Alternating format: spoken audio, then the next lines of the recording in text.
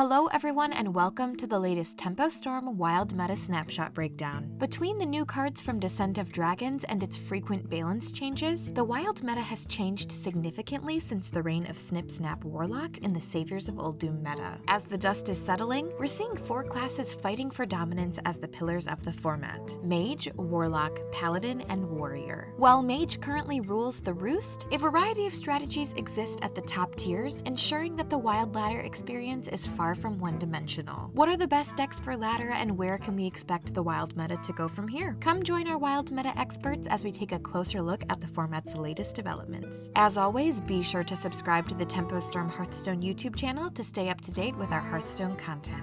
In Tier 1, Mage maintains its spot as top dog, but Reno Quest Mage comes out ahead of Secret Mage as the new deck to beat. Thanks to several upgrades from across the Year of the Dragon, Reno Mage decks have become widely flexible and have powerful options in almost every matchup. Against aggressive decks, Reno Mage's Highlander package and strong defensive cards help keep the board under control and grind the opponent out. But against combo and control decks, Open the Waygate helps you build an inevitable combo win of your own, thanks to the combination of Time Warp and Archmage Vargheth. Since Reno Mage has so many powerful cards and angles of attack, it has become one of the weapons of choice among high legend grinders, and its popularity is growing at lower ranks. The flip side of the Wild Mage dynasty is Secret Mage, which continues to coast off of the strength of the upgrades it received from Saviors of Uldum. Beyond its core package of high-tempo minions and disruptive secrets, Arcane Flak Mage and Flame Ward still do most of the heavy lifting against aggro, and Cloud Prince and Alunith still give Mage strong odds to race control and combo decks.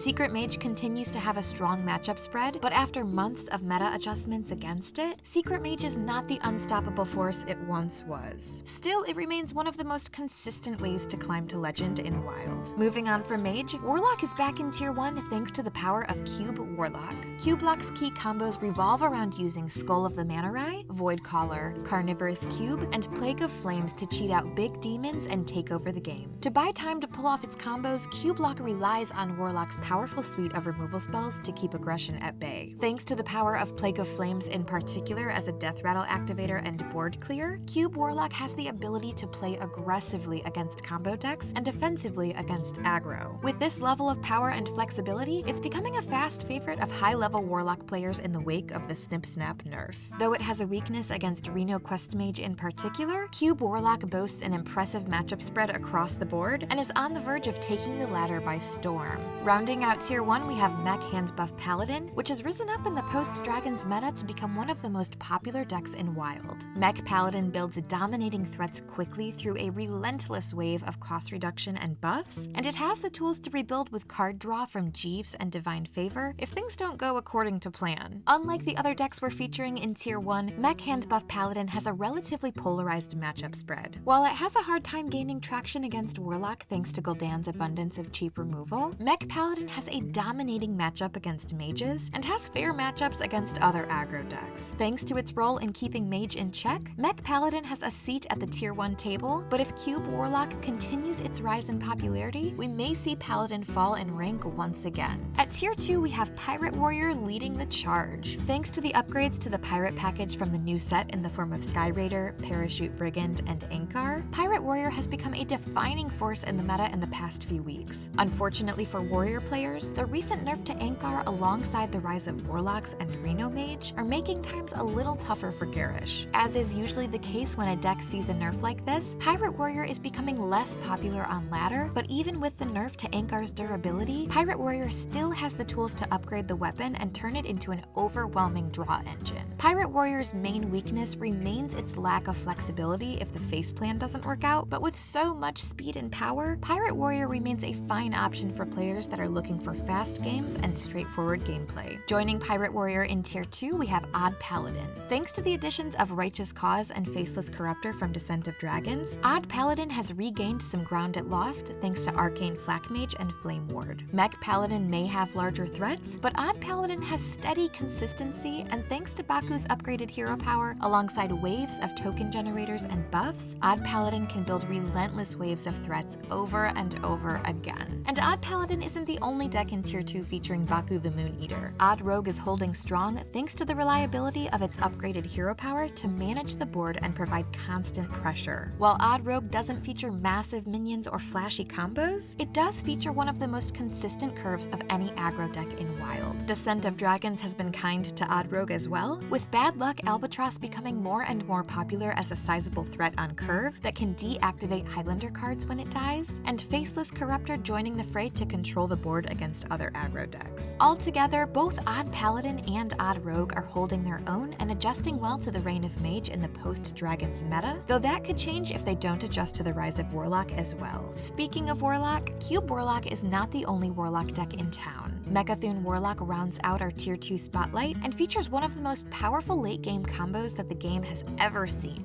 The Mecha'thun combo requires that you draw your entire deck, but thanks to Warlock's abundance of board clears and card draw, emptying the deck and staying alive is no problem at all. Put it all together and it's a fast combo deck that's difficult to disrupt and may serve to single-handedly keep control decks like Odd Warrior and Jade Druid out of the meta. Currently, the deck is weakest against faster combo decks like Reno Quest Mage and Darkest Hour Warlock, against which Mecha'thun Warlock's defensive tools are ineffective. As long as Reno Quest Mage is the best deck, Mecha'thun Warlock will have to bide its time, but if the meta slows down, you're sure to see Mecha'thun become a major player. The final deck of this spotlight is the latest rising star of the Wild meta, Galakrond Warrior. Wild Galakrond Warrior features the pirate package that we all know and love, but unlike traditional Pirate Warrior, this deck's Galakrond Invoke package and Towncrier Rush package give it the tools it needs to manage the board as necessary while applying constant pressure. In late game scenarios, a fully invoked Galakrond the Unbreakable provides a massive swing in damage and value, giving the warrior the resources it needs to make a final push against Reno decks and other defensive strategies. Before the recent balance changes to Scion of Ruin and Ankar, Galakrond Warrior was already becoming popular, and even after the nerfs, this deck is maintaining its trajectory and becoming the warrior deck of choice among high legend players. We're adding Galakrond Warrior to our snapshot at a tentative Tier 2, and we're keeping a close eye on it to see where it goes from here. Altogether, the Wild format in the wake of Descent of Dragons has come to be defined by its threats. On one hand, aggro strategies with fast boards and fast damage are pressuring players to manage the board closely, but on the other hand, inevitable combos exist that serve to push late game value and fatigue strategies out of the meta. The Wild meta has a wide variety of viable strategies and many potential up-and-comers, so we're excited to see how the meta develops from here. As always, be sure to check out the full report for all the details, and be sure to subscribe to this channel to stay up to date with our Wild Hearthstone content. Thanks for watching!